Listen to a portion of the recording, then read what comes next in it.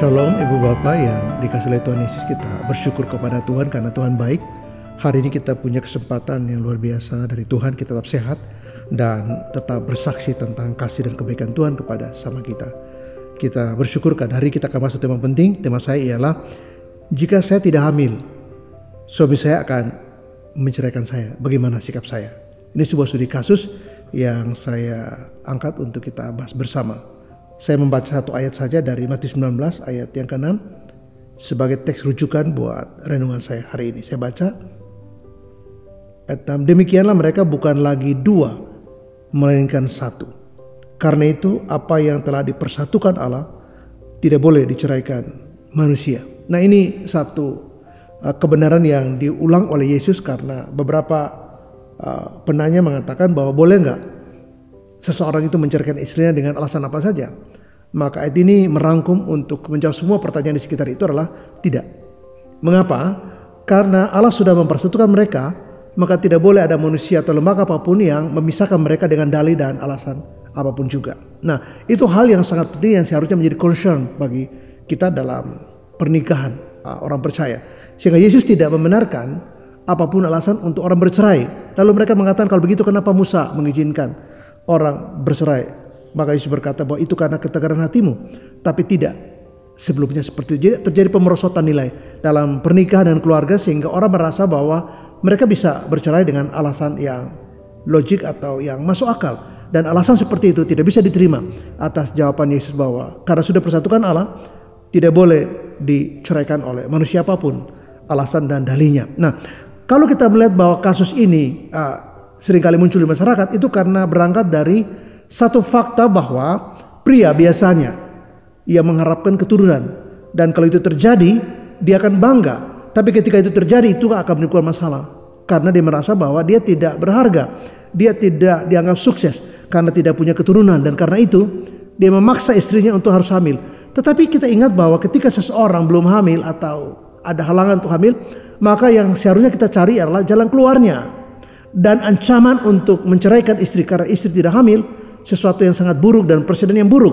Lebih buruk dari yang kita baca tadi, bahwa orang mencari alasan untuk bisa berpisah atau bercerai karena alasan tidak punya anak. Sebenarnya alasan apa saja tidak bisa dijadikan alasan untuk berpisah, karena Yesus mengatakan bahwa apa yang sudah dipersatukan Allah tidak boleh diceraikan oleh manusia. Apapun alasan atau dalih untuk tujuan perceraian itu. Jadi kenapa? Semua hal bisa dibicarakan dan bisa diselesaikan. Dan jalan keluarnya bukan berpisah atau divorce, tapi kita bisa cari solusi sebagai jalan keluar untuk mengatasi situasi itu. Apa masalahnya?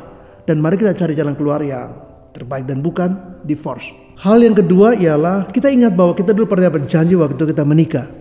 Maka salah satu ungkapan dari janji pernikahan suami dan istri di gereja adalah mereka akan selalu bersama, saling membantu, memahami dalam suka dan duka hingga kematian memisahkan. Ini poinnya. Dan mereka berjanji di depan Tuhan.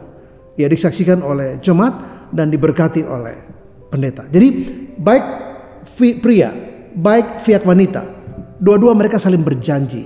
Berjanji kepada pasangannya, tapi juga kepada Tuhan, disaksikan oleh pendeta dan seluruh jemaat yang hadir pada waktu pemberkatan itu. Mereka berjanji, dan sekarang mereka mengingkar janji karena sebuah persoalan mereka. Dan ini sangat mengerikan, dan kita harus bantu untuk memberi konseling kepada suaminya. Salah satu jalan keluar adalah coba diperiksa di antara mereka siapa yang menjadi istilahnya faktor penyebab. Mungkin dua-duanya, tapi mungkin cuma salah satu. Katakanlah misalnya suami. Kalau itu benar, maka alasan untuk bercerai itu tidak masuk akal. Karena kalau menikah dengan 1000 perempuan pun sebenarnya tidak ada jalan keluar karena memang dia aja yang mandul. Tapi biasanya pria agak egois dan tidak mau diperiksa. Dia ingin istrinya diperiksa dan menuduh istrinya menjadi penghambat kenapa dia tidak hamil. Padahal bisa saja penyebab itu dari suami. Ada satu pernikahan mereka berpisah karena istri anggap tidak bisa hamil, padahal suaminya mandul.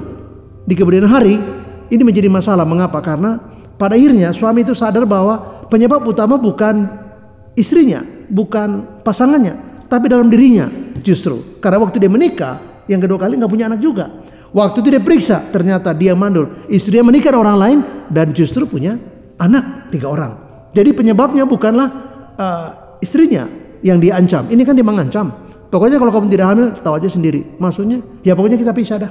Padahal belum tentu penyebabnya ada di pihak istri. Mungkin dirinya. Nah, itu tidak fair dan tidak adil. Maka Ingatlah janji yang kita pernah ucapkan dulu waktu kita diberkati, bahwa dalam suka dan duka, kalau kita anggap ini sebagai sebuah duka atau sebuah pergumulan dalam pernikahan, banyak orang juga yang bergumul sampai sekian lama tahun mereka tidak punya keturunan. Tapi itu bukan menjadi pemicu untuk mereka berpisah.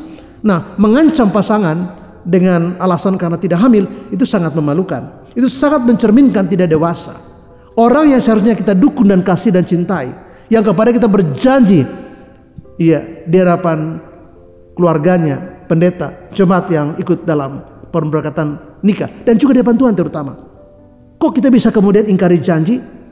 Kok kita bisa kemudian mengancam untuk menceraikan dia karena dia tidak hamil? Saya kira itu tidak bijak dan jauh dari mencerminkan sikap seorang yang percaya kepada Kristus. Dan kalau itu benar, saya kira dua-dua harus konseling untuk memastikan bahwa apa masalah mereka dan jalan keluarnya bisa kita cari bersama yang baik, dan bukan mengancam pasangan kita untuk menceraikan dia karena dia tidak hamil. Hal yang ketiga adalah saya mau bercermin dari kasus Rahel. Rahel sebenarnya tidak juga subur, sama juga Lea sebenarnya. Tapi Tuhan membuka kandungan Lea lebih awal. Nah, Rahel itu agak stres, agak iri hati. Kalau kita baca di Kejadian pasal 30, dia agak marah kepada suaminya karena dia tidak hamil. Dia menjadi iri kepada kakaknya Lea karena punya beberapa anak, laki-laki lagi. Nah, sehingga dia menjadi iri. Kemudian ini menjadi semacam konflik antara dia dengan kakaknya, tapi juga dengan suaminya Yakub. Sehingga Yakub harus menegur dia dengan agak keras. Emangnya saya pengganti Allah yang menghalangi kamu untuk tidak hamil? Tapi solusinya ada Bilha di situ. Karena ada Bilha itu adalah budaknya Rahel, dan Silpa itu adalah budaknya Lea. Maka kemudian Bilha kemudian melahirkan anak laki-laki yaitu Dan, dan anak laki-laki berikut adalah Naftali. Dan setelah itu kemudian Tuhan membuka kandungan Rahel sehingga dia melahirkan dua anak laki-laki juga, yaitu Yusuf dan Benyamin. Jadi Yusuf, Benyamin, Dan Naftali itu dari jalur Rahel seolah-olah begitu. Karena anak daripada Bilha itu adalah seolah-olah anak Rahel. Karena itu atas hak Rahel, sehingga baik Dan, baik Naftali, baik Yusuf dan Benyamin itu dari jalur Rahel, dan sisanya itu dari jalur Lea dan budaknya yaitu Silpa. Nah, ketika kita melihat terjadi seperti itu, Tuhan kemudian di ayat-ayat di teks-teks berikut adalah menjelaskan bahwa Tuhan akhirnya membuka kandungan Rahel. Tuhan mengingat Rahel sehingga Tuhan membuat dia menjadi mengandung dan kemudian melahirkan dua anak laki-laki yaitu Yusuf dan Benyamin. Tapi kita lihat ada kasus pun di antara orang beriman katakanlah seperti Yakub pun. Sama juga seperti dengan Abraham. Abraham juga mengalami hal yang sama di mana Sarai tidak bisa melahirkan. Nah, Alkitab tidak menjelaskan sebenarnya yang bermasalah adalah siapa, Abraham atau Sarai. Yang bermasalah Rahel atau Yakub. Tapi kalau Rahel dan Yakub jelas bukan Yakub, karena Yakub punya anak dari Lea. Nah, jadi bukan karena Yakub, tapi pasti karena Rahel. Kalau Abraham kan mereka tidak punya anak, jadi kita tidak tahu yang mana. Tapi ketika kemudian kita melihat bahwa Hagar kemudian hamil dan melahirkan anaknya yaitu Ismail, kita bisa berpikir barangkali masalahnya ada pada Sarai, karena buktinya Hagar itu melahirkan seorang anak bagi Abraham yaitu Ismail, sementara Sarai belum. Jadi bisa jadi kasus Sarai mirip dengan Rahel. Jadi bukan Yakubnya yang bermasalah atau Abraham, tapi Sarai atau Rahel yang memang ada masalah di situ. Sehingga ketika kita melihat bahwa Tuhan membuka kandungan Rahel, itu sama dengan Tuhan membuka juga kandungan Sarai. Tuhan juga membuka kandungan istri Manoah dan melahirkan anak laki-laki itu Samson. Nah, kita melihat bahwa kalaupun ada masalah, tokoh-tokoh yang beriman seperti Abraham, juga seperti sebutlah Yakub yang istrinya Rahel, dan juga Manoah yang istrinya kemudian melahirkan anak laki-laki yaitu Samson, itu juga ada orang beriman, tapi mereka punya masalah. Jadi masalah itu tidak hanya datang pada orang yang tidak beriman. Orang beriman sekali Abraham, Yakub, Manoah juga, mereka tidak punya anak. Tapi itu kemudian tidak memicu mereka untuk menjadi konflik, apalagi mengancam pasangannya untuk berpisah. Dan ancaman seperti itu sekali lagi tidak mencerminkan sikap sebagai seorang Kristiani sejati. Karena kalaupun itu terjadi, ingat Abraham juga mengalami hal yang sama, Yakub, Manoah dan lain sebagainya, Ishak juga. Tetapi itu kemudian mengajar mereka untuk mencari solusi yang terbaik dalam Kristus, dan Tuhan kemudian menjawab masalah mereka dengan memberikan keturunan pada pernikahan mereka. Tetapi mengancam istri kalau tidak hamil, itu perbuatan yang bukan cuma bodoh dan tidak bijak, tapi itu memalukan dan itu melukai sekali hati pasangan kita. Belum tentu juga dia yang ada masalah, katakanlah mandul. Bisa saja suaminya, seperti yang kasus saya ceritakan tadi. Sehingga sama sekali tidak fair dan mencerminkan bahwa saya pernah berjanji kepada dia, kepada Tuhan, disaksikan oleh Pak Pendeta, disaksikan oleh jemaat yang hadir pada waktu pernikahan kami, bahwa saya akan setia dalam suka dan duka. Kok saya mengancam karena dia tidak hamil? Padahal belum tentu dia sebagai penyebabnya. Hal yang terakhir adalah saya belajar dari sikap Ishak. Waktu Ribka tidak hamil, maka Ishak itu berdoa. Nah, saya kira dia bukan cuma berdoa, tapi barangkali dia bergumul. Ibaratnya sekarang barangkali Ishak akan membawa Ribka ke dokter kandungan tentunya, untuk memeriksa, dan barangkali mereka harus mengikuti anjuran-anjuran yang baik dari dokter. Ya, jangan pergi ke dukun, jangan pergi ke orang pintar, jangan pergi ke terapi-terapi yang lain. Mengapa? Karena saya meragukan kompetensi mereka dalam konteks ini. Yang lebih tepat adalah ke dokter dan ikuti semua nasihat dokter untuk bagaimana kita kemudian mencari solusi yang terbaik dan secara medis itu bisa dipertanggungjawabkan. Yang kedua, bahwa kita bisa juga melakukan adopsi. Ya, adopsi, ada banyak orang yang sebenarnya bisa mengadopsi anak-anak yang mungkin tidak pernah kenal orang tuanya. Ada banyak sekali anak-anak di panti asuhan yang sejak lahir tidak pernah tahu siapa orang tuanya.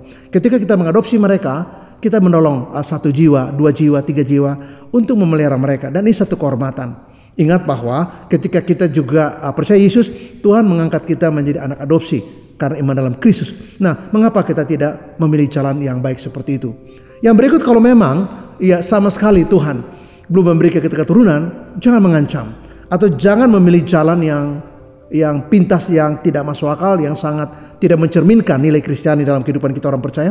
Tapi lihatlah bahwa ada rencana Allah di balik ini semua. Adopsilah dan kita berdoa supaya Tuhan yang tolong. Tapi kalau kita ke dokter dan ada jalan keluar, mengapa tidak? Tapi ungkapan-ungkapan yang seperti kalau kamu tidak hamil, saya akan ceraikan kamu, itu harus dijauhkan. Dan kalau pernah terjadi, kita harus sungguh-sungguh bertobat dan minta maaf. Karena apa? Karena itu sangat-sangat melukai hati pasangan kita. Seolah-olah dia menjadi dituduh bahwa dia penyebabnya mengapa dia tidak hamil, padahal belum tentu dia penyebabnya. Ya, yang berikut adalah bukan cuma kita barangkali yang ingin punya keturunan. Jangan salah, barangkali dalam hati istri pun kesedihan yang lebih daripada suami itu ada dalam jiwanya. Dia juga bukan tidak ingin punya anak. Mungkin dia merasa bersalah bahwa dia belum bisa memberi keturunan. Mungkin lebih parah, rasa bersalah atau rasa sedih.